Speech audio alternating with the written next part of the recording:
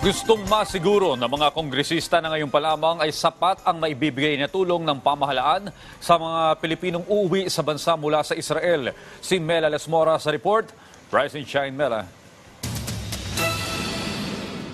Isinusulong na ng isang mambabatas ang pagbibigay ng iba't ibang tulong at serbisyo para sa mga Pilipinong magbabalik bansa mula sa Israel at Gaza. Sa programang Bagong Pilipinas Ngayon, sinabi ni House Committee on Overseas Workers Affairs Chairperson Ron Salo na ilan sa mga maaaring ipagkaloob ng gobyerno para sa kanila ang psychosocial support, financial assistance, livelihood assistance at pagpapalawak pa ng kanilang kakayahan at kaalaman para makapagsimula ng bagong buhay sa Pilipinas. Giit ng kongresista, kakaibang hirap at trauma ang dinanas sa gyera ng ating mga kababayan, kaya't kung uuwi sila ng bansa, nararapat lang na sila'y mabigyan ng sapat na tulong at pagkalinga.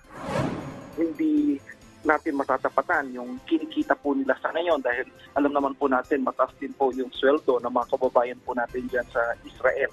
But at least it will be, I suppose, seed money para makapag-umpisa po sila pagdating po dito. At the same time, mahalaga po dyan yung tinatawag po natin na capacity building.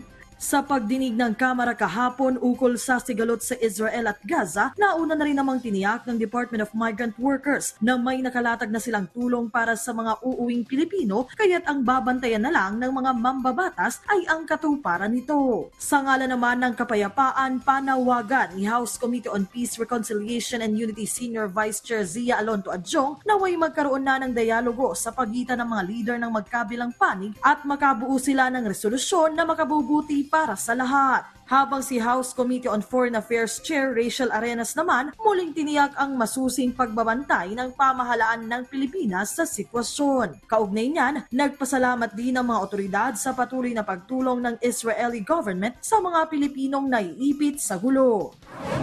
What can give us comfort because the IDF or the Israeli Defense Force ay tinutulungan tayo to extract our kababayan. Kasi sila yung papasok doon eh.